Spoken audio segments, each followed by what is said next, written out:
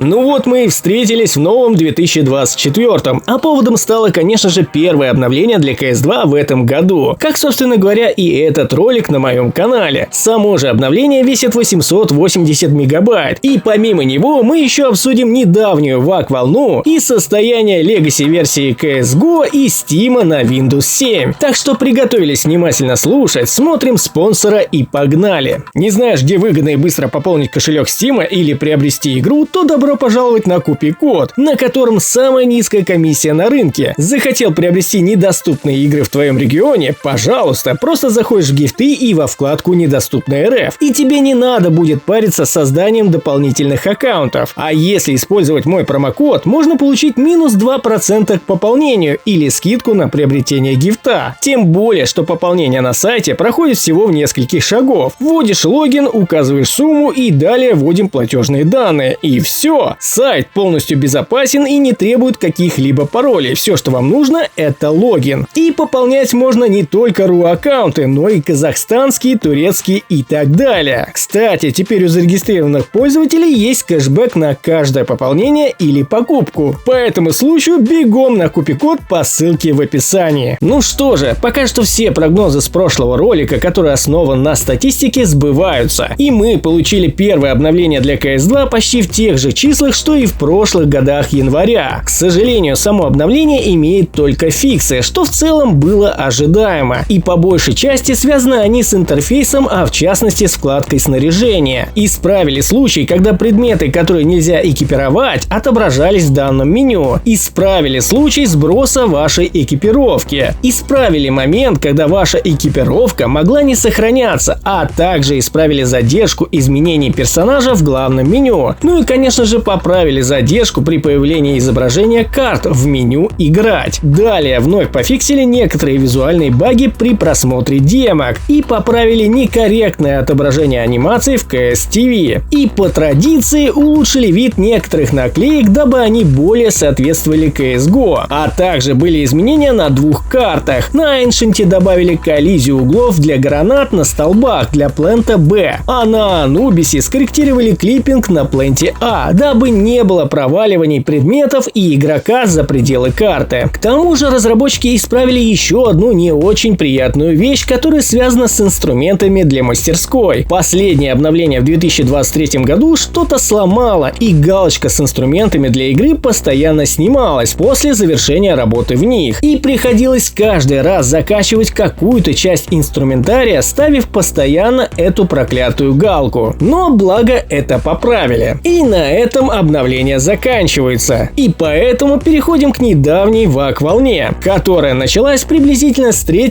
на 4 января. И на момент записи данного ролика ни один график статистики не фиксирует аномальных банов. А ведь прошло достаточно времени. Однако людей действительно банят, если, конечно, судить по читерскому сообществу, да и по рейтингу премьера. К сожалению, сейчас никто точно не сможет дать вам ответ, был ли это определенный детект или же это новые функции в самой CS2 заработали. Так что следует ожидать либо официальных новостей или еще большую жесть в виде масштабной волны в будущем. Ведь если вы помните, разработчики планировали новую систему и уж в этом-то году должны принести свои плоды. Ну а в завершение поговорим об уходящем прошлом. Как многие знают, поддержка версии CSGO Legacy и приложения Steam для Windows 7, 8 и 8.1 закончилась в этом году. Но апокалипсиса не произошло. Многие, наверное, ожидали, что трос возьмут, да и оборвут. Но, к счастью для некоторых, все обошлось. Steam, как и CSGO Legacy, продолжает свою работу, пока в определенный момент не начнут отваливаться какие-либо функции. Но если вы любитель классической версии, то хочу сказать, сообщество еще живо и продолжает само поддерживать игру. К примеру, мой админ-стоматолог и Crazy Mod переносят новые модели в старую версию игры. И, возможно, в будущем энтузиасты создадут отдельный аддон, который будет держать в тонусе старушку. И все новые предметы, появившиеся в CS2, при поддержке сообщества будут появляться и в CSGO.